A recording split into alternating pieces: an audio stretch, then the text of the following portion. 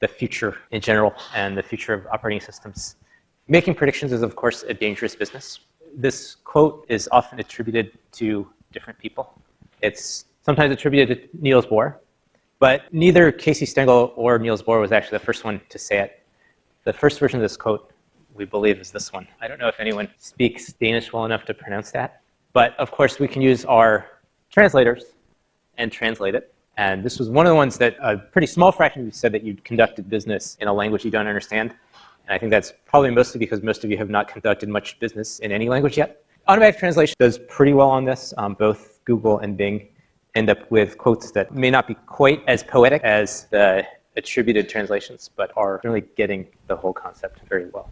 If we want to make predictions and think about the future, the only way to do that with any hope of not embarrassing yourself is to look at big trends from the past.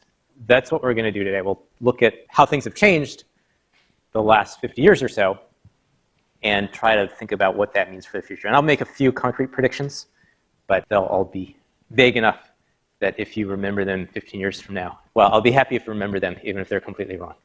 The 1964 World's Fair was 50 years ago.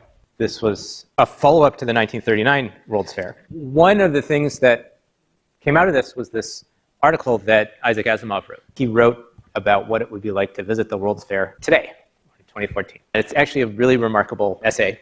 In 64, the world was in a pretty dangerous place, so you had to sort of rule out that there would be a thermonuclear war that would destroy everything going forward 50 years. And we seem to survive that, more or less. Then you could go on to making some predictions. And we'll look at some of Asimov's predictions as we go through the class today, but we also want to look at the ones that you saw in the AT&T commercial. One of the ones in Asimov's essay, which is remarkably prescient, is the state of self-driving cars in 2014. He was pretty much right on target that a lot of people would be working on them in 2014.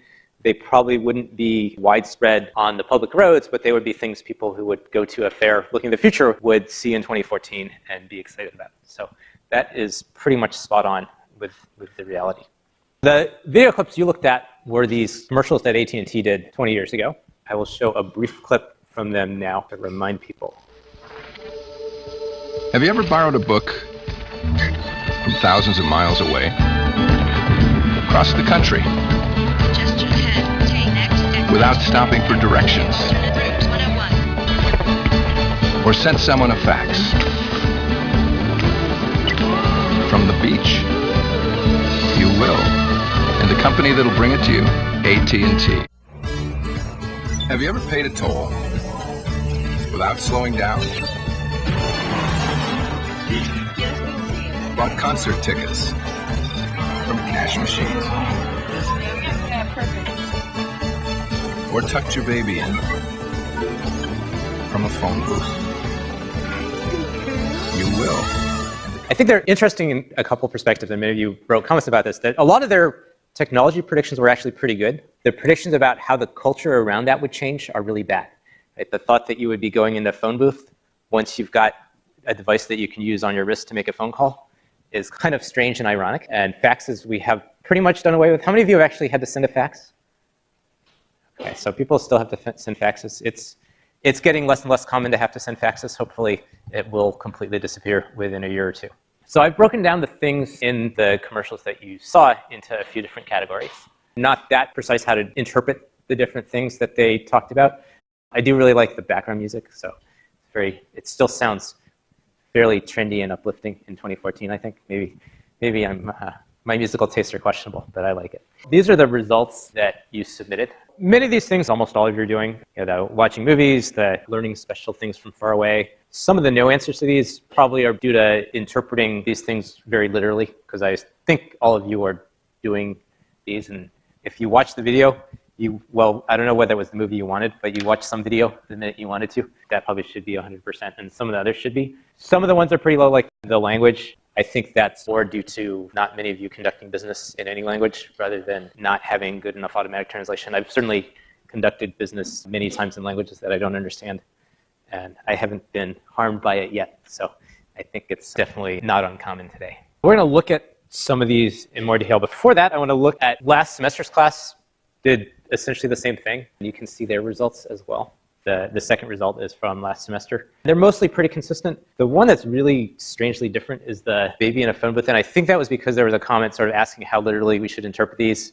I think most of you probably do not have babies, and the quote was literally your baby from a phone booth, and I don't think anyone has actually used a phone booth in many years. Talking to someone over Skype is what it really means versus tucking your actual baby in. Most of these we're doing pretty well on. Before getting into making fun of the predictions, we need to give credit to AT&T for what they actually did that was good.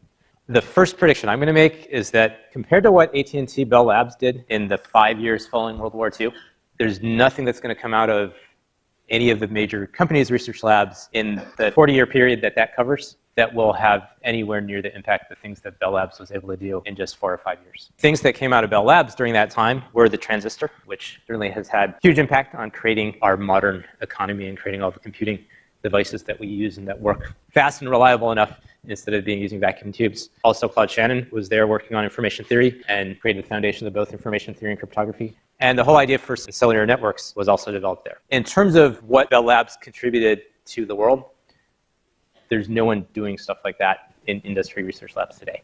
The closest is probably Microsoft that does have a very academic focused research lab, but they and all of those other research labs are mostly working on things about 5 years out. Nothing as big and bold as inventing the transistor, although I guess you can only do that once. So that's my first prediction, which I feel pretty confident about, although it'd be great if something does happen that has as much impact as those things did. I want to give a little broader perspective on the future in general and the future of operating systems. Making predictions is, of course, a dangerous business. This quote is often attributed to different people. It's sometimes attributed to Niels Bohr, but neither Casey Stengel or Niels Bohr was actually the first one to say it. The first version of this quote, we believe, is this one. I don't know if anyone speaks Danish well enough to pronounce that, but of course we can use our translators and translate it. And this was one of the ones that a pretty small fraction of you said that you'd conducted business in a language you don't understand. And I think that's probably mostly because most of you have not conducted much business in any language yet. Automatic translation does pretty well on this. Both Google and Bing end up with quotes that may not be quite as poetic as the attributed translations, but are really getting the whole concept very well. If we want to make predictions and think about the future, the only way to